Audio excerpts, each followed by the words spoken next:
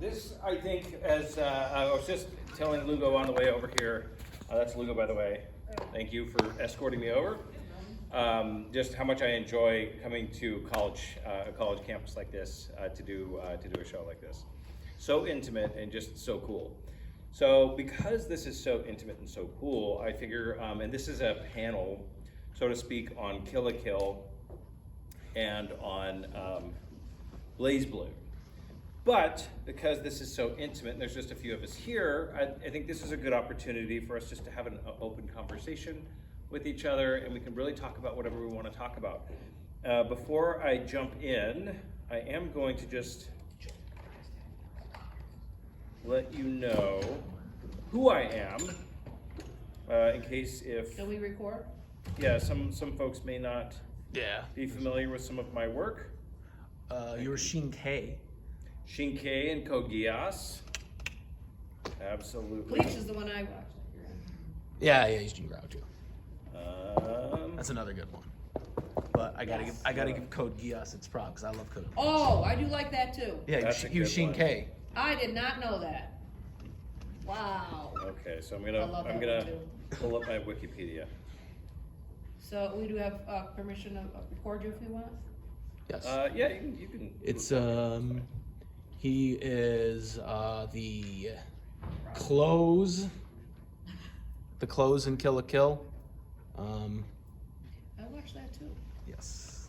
Yeah. I just started watching that. I watched it on Toonami when it came out. The dub came There's out. my At least. wiki. There it is. I'm trying to think what else. Okay. I forget his name. All right. Okay, so yeah, here's he's the most recent. Senket's in Kill la Kill. Oh my god. Li Xingke and Code Geass. Anybody here see a show called Gun X Sword? You saw it? It was my first lead in an anime. I was Vaughn of the Dawn, which is one of my favorite shows. In the Fate series, you can hear me as Gilgamesh. Let's see.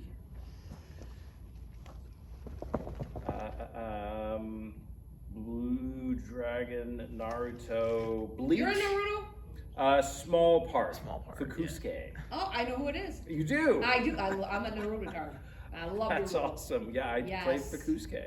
Awesome. Bleach, I am Grimmjow Jaggerjack. Yeah. Yes, one of my favorite roles ever. Anybody watch Durarara? Awesome. I play Seiji Yagami, who is the 15-year-old in love with the disembodied head. Yeah. How did that feel to be like portraying someone who's in love with? Oh my God. Insane. About as insane as An that animate show. object. Yeah. Let's see. Blue Exorcist. You can hear me as Arthur Auguste Angel. Really? Yep. One Piece. Any One Piece fans? Yes. You can hear me as Duval. Did somebody say handsome?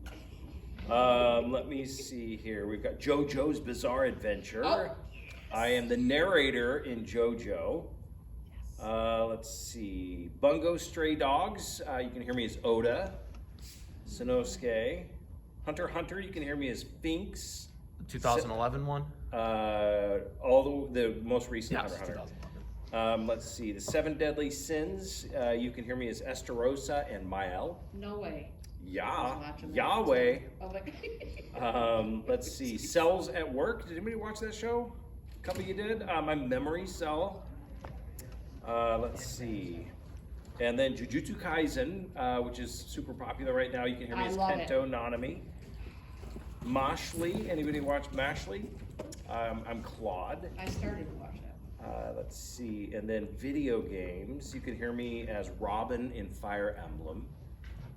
And Super Smash Brothers, and Richter Belmont in Castlevania, and Richard in the Tales of Graces franchise, Martial Law and Tekken, BlazBlue, which is in this one. You can hear me as Jin Kisaragi in Hakumen. And I think that is good. That's a lot of roles that I just spewed off. I have a couple of new ones that are coming out. And you are who? My name is David Vincent. Voice actor based out of Los Angeles. Yeah. And and I have a couple of new ones coming out that I'm actually pretty stoked about. One is called Rurouni Kenshin, and I play Hoji in Rurouni Kenshin, and then in Sakamoto Days, I am playing Saw, which is a bad guy in the next season. So, at any rate, those are some of the stuff that I have done over the years, and I'm super stoked. I've never been to Buffalo, New York before, and it is very cold, and but very pretty, and this is a great campus, and I'm super stoked to be here. And I have had the buffalo wings, and yes, they are fantastic. They lived up to the hype. I was pretty stoked about that. So Yeah, you like how our spring hasn't come yet. we went to Hubs or Dubs or Duff's. Duff's. Duff's. We went to Oh Duff's. yeah, that's a good Yep. place to get wings. Yeah, That's yeah, the best. yeah. It was really It's one of good. the best. So, so this panel is supposed to be about Blaze Blue and Kill la Kill, but again, we're an intimate crowd here, and I love having the opportunity to just kind of come and chill and meet you guys and hang out and talk shop about anime and games and all the stuff we love. So I would say we can talk about anything we want. Yes. How'd you? Was there any a character that you auditioned for that you did really good for, but you ended up not getting it? Oh, that's a great question. So his question is are there any of the roles that I auditioned for that I felt that I really crushed my audition, but I didn't get? And the answer is all of them. No, I mean, it happens all the time. That's awesome. Literally, you audition. That's the reality is being a voice actor, 95% of your job is auditioning. Yeah. 5%, or I should say, You're not gonna get 95% auditioning, 4% getting rejected to your face, 1% actually working, right? And so it happens all the time. It's par for the course, and I've been doing this so long now that I'm completely immune and numb to it, so you just kind of, it happens. I'll tell you one off the top of my head that I really thought that I just crushed was Hisoka in Hunter x Hunter. I loved that character, and I actually wound up, I got cast as Finks, and I wound up directing the Hunter x Hunter movie. And I hadn't watched any of it until I directed the movie, and then Keith Silverstein, who wound up booking the role of Hisoka, came in, and I remember I'm in the booth. Keith's a friend of mine, and he's just a sweetheart. He goes into the booth, and I hear him open his mouth as Hisoka, and I was like, "Holy shit! That role was yours, man. You were born to play it." So, and he crushed it. I thought he really just knocked it out of the park.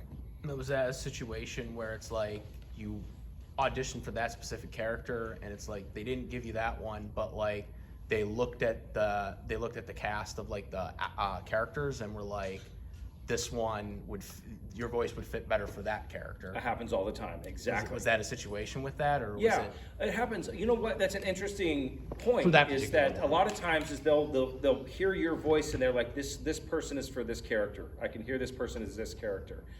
That actually happens to me, and this never, ever happens. Very rare. But I didn't even audition for the role for Kento Nanami. They were just like, whenever the studio went in to go and cast that show, they were like, that's David Vincent. And they just called me and said, hey, we feel you're going to be perfect for this part. Do you want this part? And I said, yes, of course. And then also I've gone in where I started recording. I recorded 2 episodes. I can't remember the name of the show, but I recorded 2 full episodes as one character, and they wound up recasting me because I sounded too much like the main character. Oh. And so that happens all the time too. And there's nothing personal with that type of stuff. It's just, hey, it's you're putting together a puzzle to make a show and tell a story. And so sometimes it's, as a director, which I've directed quite a bit over the years, is that you have to pick and choose, who's going to fit that puzzle piece to really make that story come alive. So it happens often. When did you decide to actually start voice acting? That's a good question. So I got my degree in journalism from the University of Colorado in Boulder. And while I was there, I while I was there, I still did all the theater that I could because I did my first play in high school and I fell in love with acting. And so I decided, I was like, you know what, I'm gonna do all the theater that I can when I was in college. And while I was studying journalism and doing all this theater, I fell more in love with acting. And so by the time I graduated, I had actually gotten a job offer to be a weekend weather anchor at a small TV station in Northern California somewhere. And so I turned it down and I moved to New York City. And I went and I hit the stage and I started doing stand-up and sketch comedy and theater and like just lived on the stage for about 5 years. And it was there that I discovered voice acting, or I should say voice acting really came and approached me because I was doing a show in Times Square and I was doing a bit where I was making fun of TV commercials. So I was doing all these different voices. And after my show, I had an agent come and approach me and say, here's my card, you need to call me. And that's actually how I got into the world of voiceover. And so I started off just doing commercials. I think my first job was a Rolling Rock beer commercial. And then I just kept going and kept going and kept going. And in fact, I was a bald guy selling haircuts on the radio. But I kept doing that, and then I eventually made my way out to Los Angeles. And when I got to Los Angeles, I met Steve Bloom because he and I had the same agent. And if you guys know who Steve Bloom is. Oh, yeah. Richie Barrow. Yeah. And so Steve and I became friendly, and he's like, hey man, you ever do any anime? I was like, no man, never done any anime. And he goes, you need to call this guy, you need to be doing anime. I was like, all right, That's dude. awesome. And so he introduced me actually to a director named, he's no longer with us, the late great Kevin Seymour. Uh-huh. And Kevin put me in my first anime, is Man Number 2. I think it was in The Ghost in the Shell. And that was where I got my first introduction into the world of anime. You guys know Critical Role? So Liam O'Brien was actually a friend of mine in my New York days, and then he was out in Los Angeles as well. And he's He the was one that gone. actually introduced me to the casting director who cast me in Gunsword. Nice. And that's really where then I totally fell in love with anime, and I was like, holy shit, I love this. I'm gonna do this. So that's a long story of how I kind of got into the world of anime, but I love it, man. I live in a house where I have an office, and so my office is all fucking anime. It's all like characters that I've done and games that I've been in, and I just Nothing wrong with that. I adore it. I think it's amazing. Yeah. Are there, there's a lot of like roles that people know you from, obviously like Fate and Bleach. Wait, do you work at a hotel? No. Okay, sorry. Well, the reason why is because I'm staying at the hotel across the way at the DoubleTree or whatever, and I ordered room service after I got in from the airport last night, and a gal came up and was delivering my room service, and she's like, oh my God, you're David Vincent. I was like, yeah. She goes, I'm coming to the con. So I couldn't tell, I'd have my glasses on, so I couldn't tell if that was you, but you look similar, the same color of hair. So anyway, sorry, back to your question. Are there any, I asked something similar to Sunny Straight when I met him at Niagara Falls. Are there any roles that you wish people would talk about more? Like any Gunsword, or under- yeah, Gunsword. That's a role. It's a show that that unfortunately never got any playtime. Didn't get the distribution because it was produced by a company called Geneon, and within the 6 months after the show came out, Geneon went under, and so it was promptly pulled. And then Funimation did a release. A DVD release, and then it didn't, and it was right before streaming really hit, and so, pardon me, it never really got the good distribution. Like now, what is so amazing about this, I've been doing this a long time, and what I love about this the most is that I fell in love with this 20 years ago, right, 15 years ago, maybe I'm not that old, but I fell in love with this 15 years ago, and when I did this, it was still really underground, right? When people ask me, what do you do? I'm a voice actor. What do you voice act in? And I would tell them these anime titles, and unless you were coming to an anime convention, nobody else knew. Now, what I love is that these amazing stories that we get to tell and be a part of have the distribution so people can actually see it and enjoy it. thanks to Netflix, thanks to Crunchyroll, and these streaming networks, you know, there's good and bad that come with those. So it is a double-edged sword. But the silver lining with that is that more people get to enjoy it, and I get to share my love of it with more people. So that's cool. But I think Gunsword is a series that I wish got more love, because I just thought that was a really fun series. And a little fun fact, I actually proposed to my wife in that anime, where I played the main character. And the very first episode, he's down on one knee in front of a church talking to a female character. And so I redubbed over that with actually Liam O'Brien helped me to redub over that. And I put in my proposal to my then girlfriend, my now wife.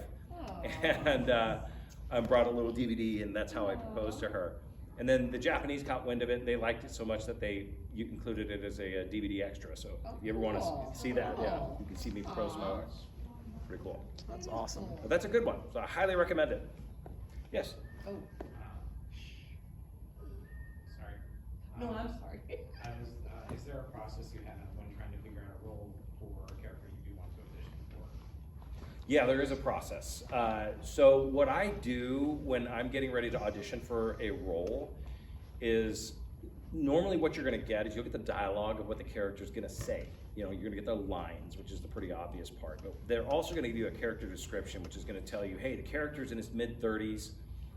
He's a hero, he's a villain, he's melancholy, he's boisterous, you know, all these different character traits.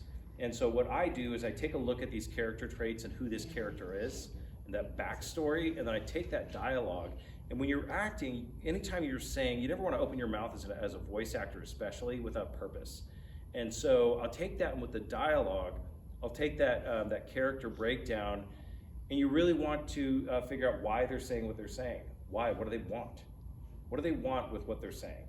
And when you look at what they want, then you can bring the meaning into that dialogue. And most of the time, because there are some cartoonish stuff that I do, and I do a lot of silly voices and things like that, but anime tends to be where I have done most of my work. And a lot of anime, there is a lot of silly voices in anime, and I've done a lot of silly voices in anime, but really it's acting. And so a lot of the characters they tend to be like Nanami or Grimmjow or these types of characters where it's not over the top cartoonish, but it's more just acting and performance. And so that's what I try to bring is that performance to character. Good question. Yeah. So I had a question regarding Robin and Fire Emblem. You've done him like every iteration. Yeah. How did that process go? Did they just call you Robin's on another adventure? Oh, We're man. taking you in again. Because I've noticed a lot, especially with Fire Emblem, they switch the voice actors around a lot sometimes. They Especially do? for, like, the mobile games. Like people will be like, oh, that's different than like the base game. Oh, I've been very fortunate then. Yeah. I had no idea that they were shifting actors. Yeah, it's like maybe onesie twosies though. Yeah, Switch not around. a ton, but they do. Yeah. A lot of that is maybe Laura Bailey and actors like that, but yeah, that'll happen just if there's scheduling conflicts or the actor's busy, those types of things. Fire Emblem is an interesting one, and I've been voicing Robin now for over a decade. Yeah, you started it right in Awakening, right? Yep, yeah, and so I've been him for a long time, which has been really, really cool. What's interesting is when I auditioned for that character, I had no idea what Fire Emblem was. I had no idea who Robin was. I had no idea who any of it was. I don't even remember who else I auditioned for. You didn't say the series, not many people knew. Yeah, exactly. And so I went in, I auditioned for the character, completely forgot about it. They called me up, and at that time, you know, I was booking a lot of roles, doing a lot of different things. They're like, hey, okay, great, I'll be there at 4 o'clock, whatever it is you guys want. Go in. I think I spent 30 minutes in that booking. Oh, really? Yeah, it was fast. And so I had completely forgotten about it. And it wasn't until about 4 or 5 months after the game came out that I was at a convention, and everybody had their Awakening game to sign. And I was like, oh. And then I heard and I learned that this was actually the franchise, this iteration, that it was the last shot. They were going to cancel the franchise after that. Exactly, save the whole thing. Yeah, and there were like 3 or 4 Robins. There's the female Robin and the male Robin, but they had like 3 or 4 voice actors you can for it. change, like, the range And stuff. I got set as the default Robin. That's gonna feel good too, because you went into like Smash Bros. Yep. Everything like And that. so because of that, because I became the default Robin, then yeah, when and I'll tell you a funny story about Smash Brothers, is they have code names for these. Video games are top secret. Like you can't talk about them. You sign your life away in these NDAs. They're like, you cannot talk about this. And the reason why is because it'll lose the company millions and millions of dollars. So I get it. It's important that you don't divulge anything or give up any information.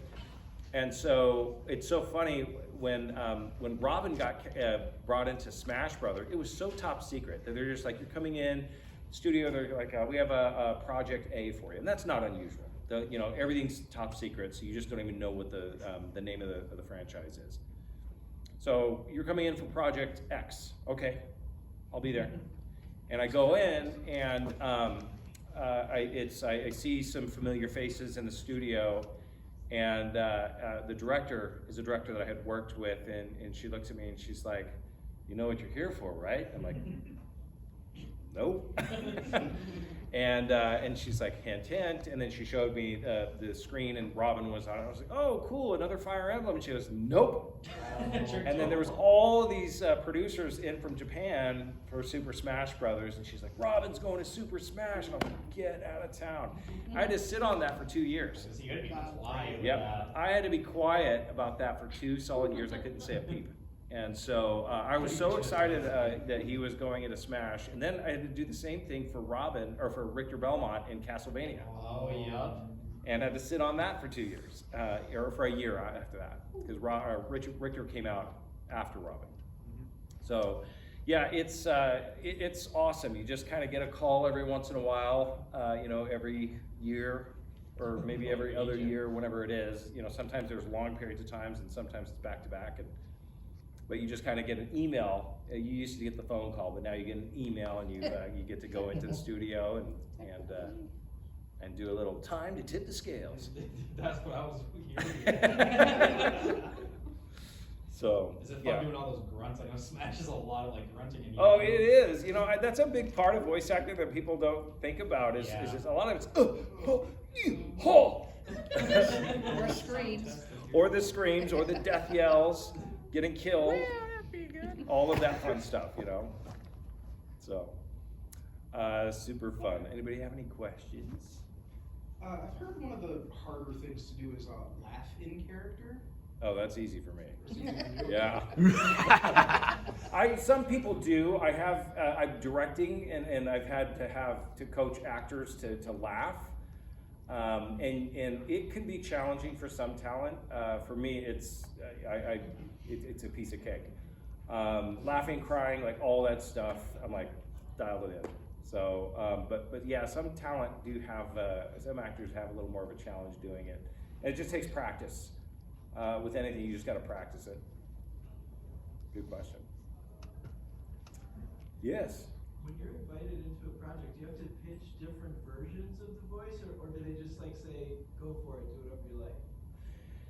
Pretty much, they will say, go for it, do whatever you like, with stipulations. So what they're going to do is they're going to give you a script, or what are called sides. And so you get that script, and then it's got the dialogue on it. It has a character description. And then in that character description, it's going to describe that character. And as an actor, you take the want of that character and you apply it to you have your acting methods that you take to bring that character to life. And as far as ad-libbing, I would say 98% of the time you have to stick to the script, especially when it's a JRPG or a video game or an anime. Like those ones, you have to make sure that you're staying on script, because the animation's already done. So timing is everything. So it's a really technical type of acting, because you have to match time or you have to match the animation. Sometimes you have a little bit of freedom to ad lib, or if it's Western animation and it hasn't been animated yet, or if it's a Western video game like a AAA or something along those lines, then they animate around your voice and your performance. So then you have a little more freedom, but even then, the director's still gonna be like, you gotta stay on point. So I like to ad lib, I like to go off sometimes, but I did this show called Kill la Kill, And I loved this show, and I played this character, Senketsu, who's the sentient sailor Clothes, the uniform armor. that the hero wears. I love this character. He was so funny to me.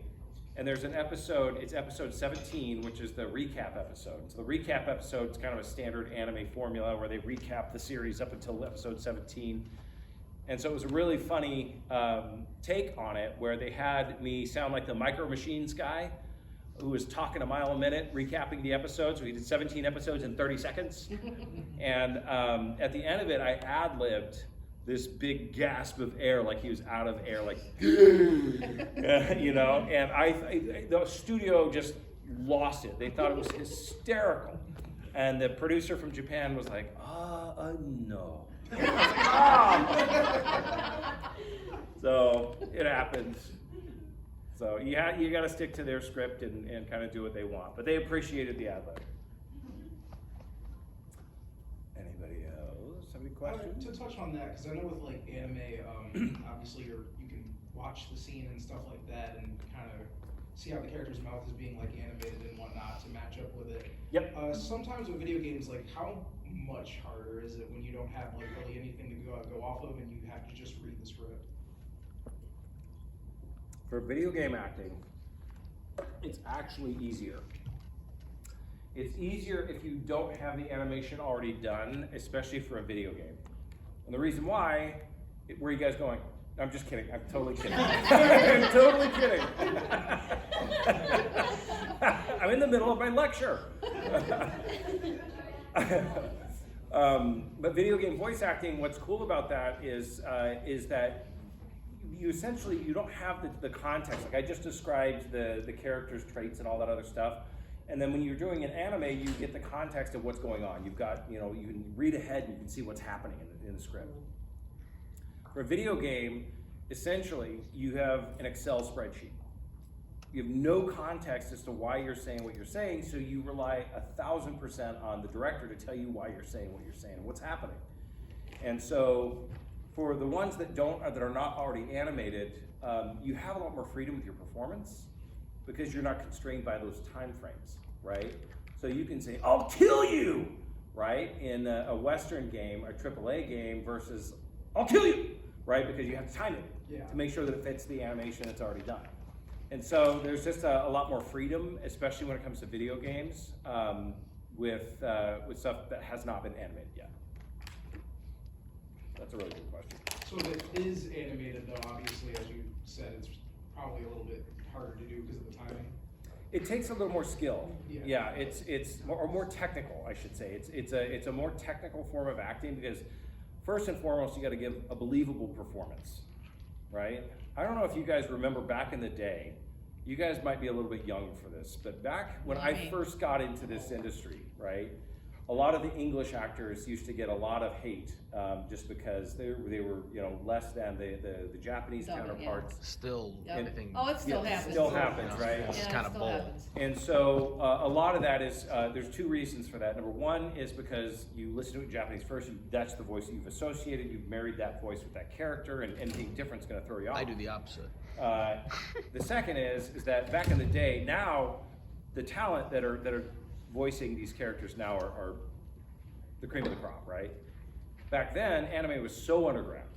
It was so just not a big industry that the talent pool was smaller. And there also was, they didn't have the technology that they have now. The big part of it is the technology. When I first started doing this, I mean, my hat is off to the actors, the OGs, what I call them, back in the day, because they didn't have the technology to help them the way that they do now. You had these 3 beeps and it was on tape, and if you screwed up, you had to do 25 takes just to make sure that you got the timing right. I remember those. Now, with technology, I can deliver a great performance. They can squeeze it, they can extend it, they can do all kinds of manipulations to it to make sure that it's matching and Yeah, they have the easy program just so they can match it. What's that? They got programs now on the computers where they can take it even if it doesn't match, they can just move it. Oh where it yeah, does match. exactly. I mean, it's amazing. And It was so, but because it was so challenging back in the early days, those actors who were brilliant actors used to get a lot of hate.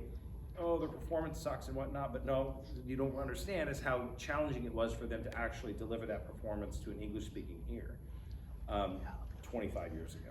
You It know? wasn't the VHS they had to use back then? Yeah, exactly. And They they would have were to tapes. rewind it all the way back? They were tapes, They had to exactly. redo it, yeah. So, yeah, I don't know, I got off on a tangent, I don't even remember what the question was.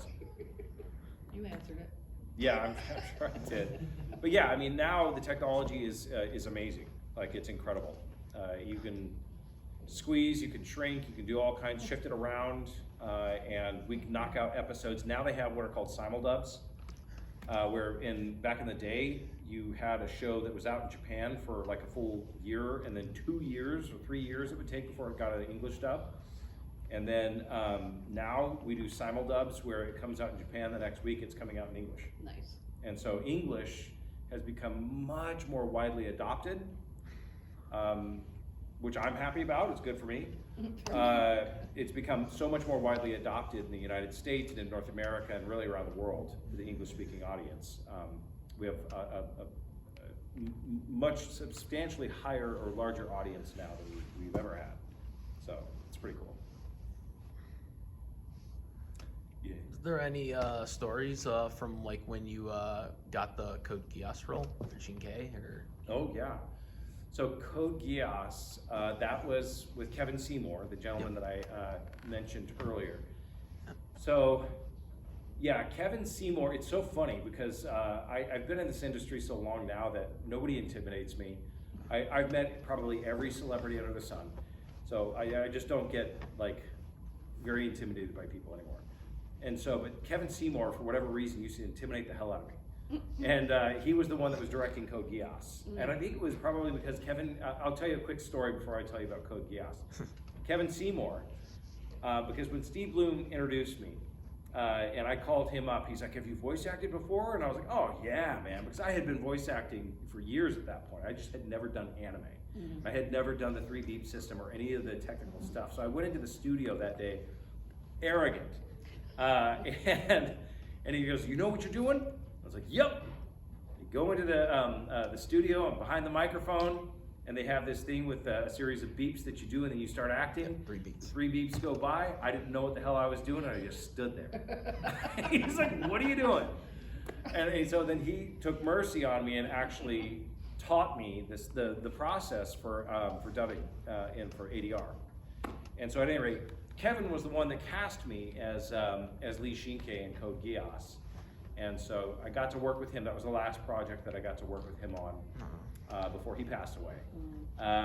But great experience, really great animation, great show. Oh yeah, I love that show. Xingke's a cool character, head of the Chinese Federation. You know, he's just awesome. It's one of those really powerful shows. You know, I look back very fondly at that show. So what was the 3 beeps when you were doing that? Like you didn't know like the 3 beeps were like, because for anime yeah, compared to like the cartoon, the American cartoons. Yeah, exactly, because they don't use that. Yeah. The American So you're just like cartoon- waiting for Don't them you to like say just, go. you don't even have to match the flap for the cartoon. No, because they animate around Right. your voice. You're just waiting for them to say go, and it was like never Yeah, came. action, or actually it's we're rolling. Rolling. That's the Beep, voiceover and go. version of action is we're rolling.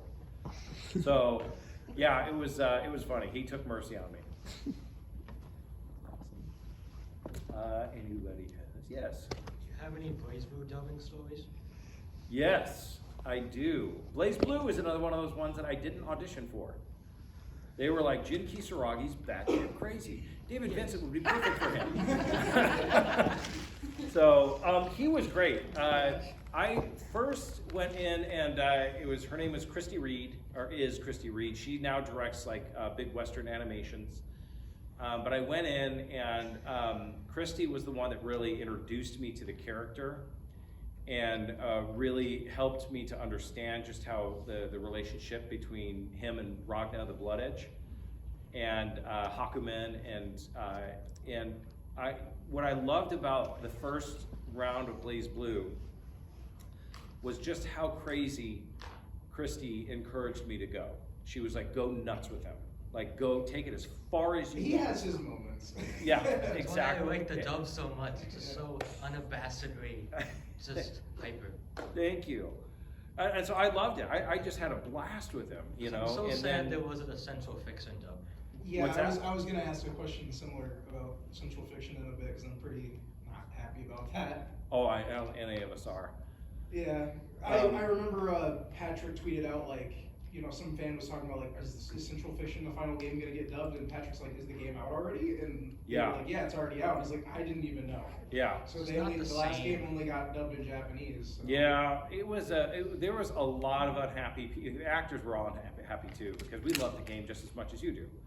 You know, so we're huge fans of it too. And so for the fact that they didn't give it a dub, I was like, what? Actually, that's a yeah, I good hate question, when they because they don't do released Cross Tag Battle after that. They did. Did you voice act in Yes, that? yeah. That's insane. That's Came back crazy. for that, but they didn't do Central Fiction. Yeah. So I have no idea. There's no They- rhyme, no reason to it. Like, we don't understand. We don't know why. But They they, did I'm sure for they have a Central myriad of Fiction. reasons. Maybe it was budgeting or something, but they Yeah. just chose to not dub. Yes, I heard it was because they wanted to get the game out before Evo of that year. Before what? Before Evo of that year. Oh, okay, got it. Yeah, but Well, they could have still updated a dub later I know, on. it's just, They- I they think did that for the the My same Hero thing for game. Guilty Gear Rev 2. I think it only got a Japanese dub and not a An dub. English dub, yeah. Yeah, but they could have done like, because they have like the update thing now on the games now, because they did that for My Hero Justice 2, where it came out just Japanese only, and then a month later they updated with a dub. Yeah. Like, they could still do that. it was the fifth After the game and fact. I'll be happy. What was really fun with that is that after Christy Reed, when we started doing the next versions of the game, is Patrick Seitz was the voice director.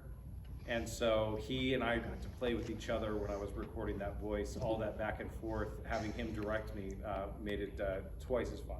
Yeah, Pat Wagner is so good. Yeah, he's great. Yeah. Would you say, like, when it comes to dubbing, seeing that you've been in the industry for so long, do you think there's really such thing as bad voice acting versus bad direction? There's both. There's both. There's both. Yeah, I mean, there's and I've been at this a long time, and so I can say that, you know, it's a super competitive industry. So to get cast in these games and shows now, it's very challenging to do. You have to know your stuff to get cast in these shows now. You know, maybe back in the day, you know, especially, you know, in the early days of like Funimation, people would be like, oh, they just pick people off the street to come in and voice act. And you know, I don't know because I wasn't doing it back then, but I would say that the talent pool that you have is pretty remarkable. The talent pool in Dallas, Texas is outstanding. Really, really talented people. And the talent pool in Los Angeles, very, very talented people. And so, as far as acting goes, you can have an actor that doesn't get a role who maybe got cast in a role and they're not clicking with the role, and so it's not necessarily that they're a bad actor, it's that the role is not the right role for them, and that's up to a director to be able to coach that actor or say, hey, this actor is not clicking with this role, let's try to recast it.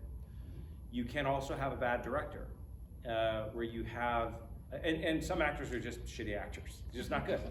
You know, that happens. That's with everything. With everything, right? And you can also conversely have bad directors. I have been in this industry for a very long time, and I can count on probably 2 fingers bad directors that I've worked with. It's extremely competitive to get those jobs, so they're not going to give those jobs to somebody who doesn't know what they're doing. And my beef with the directors that I had was because they didn't care about the actor. I was losing my voice, and I had another session the following day. They didn't care. They had me and asked me to scream until I couldn't scream anymore, and then I lost the job the next day. So that pissed me off. So that type of stuff, you know, is what I would say is not really the greatest as far as director. You have to be able to work with actors. And for the most part, honestly, like I've worked with a lot of really fantastic directors that know their stuff, they know what they're doing. A few off the top of my head, I can tell you, there's so many. Wendy Lee is an amazing director. Patrick Seitz is a great director. Christian Lamont, there's just too many to count. Just really, really fun directors. What I love working with too are Tony Oliver is one of my favorite directors to work with. These guys are also actors, and when they're an actor, they get into it with you. One of my other favorite directors is Alex Von David. He directed Kill la Kill, and the amount of bonding that I did with him over that character, because he was so engrossed in the character, because I struggled with Senkets for a while to really figure him out. And Alex Von David is the perfect example of a fantastic director. He helped me and coached me through that to help me discover. We did one scene that I wasn't getting. I recorded that for, I don't know, the series over the course of like 6 months, maybe 8 months. And for 2 months, we kept on coming back to this scene before they had to go to print. And finally, and he was persistent with it. He's like, I know we're gonna get this, I know we're gonna get this, until finally we went back. It was the last shot. We went back and we nailed it. And that's the sign to me of a brilliant director. And then also, same thing, same director, I was doing Resident Evil in Japan, Damnation, the movie. And so we were in Tokyo for a month working on this movie.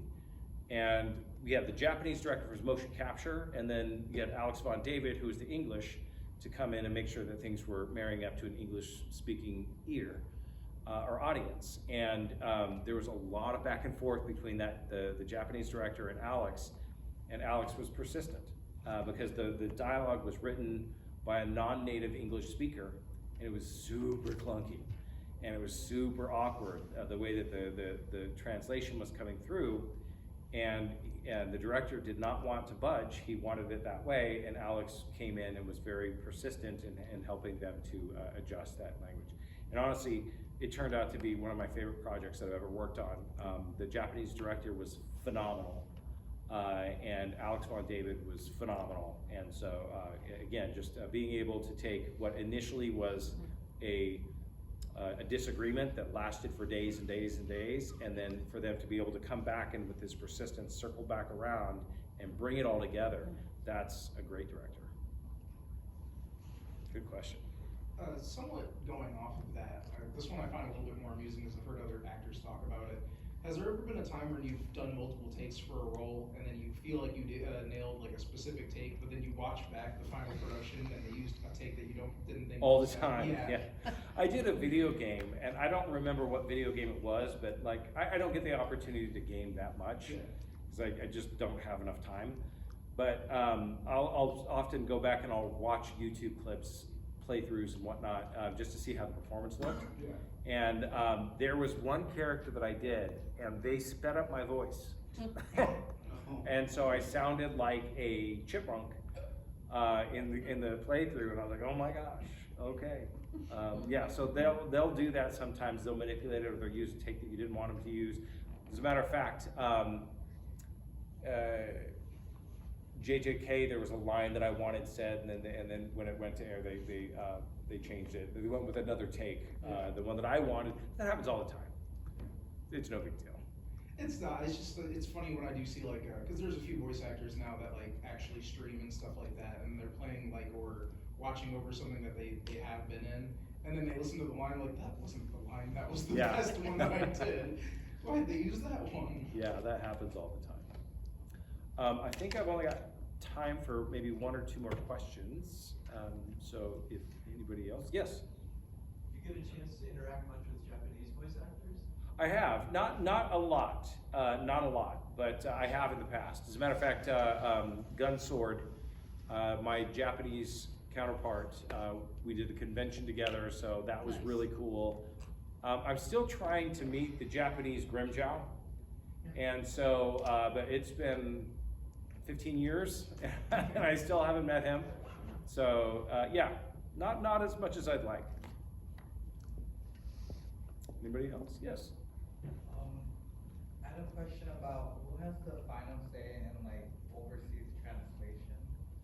Oh, that's a good question. Who has the final say? So ultimately what it does is the Japanese will have a loose translation. So you have the Japanese script, there will be a loose translation, and then you have an adapter. And the English adapter, Koidao, who's here, actually is a writer. And so if you get the chance to talk to him, and Laura, as a matter of fact, is directing a show that I just did a session with her where she was directing me. And so it's a really funny episode, by the way. So you have to ask her about it. But the adapter comes in and they'll take that loose English translation and then they will actually translate it into a natural cadence of how a natural English speaker will listen and hear something. Uh-oh. So we're losing power. they're letting Never me know the weather outside, they're who like, knows? Get off the stage.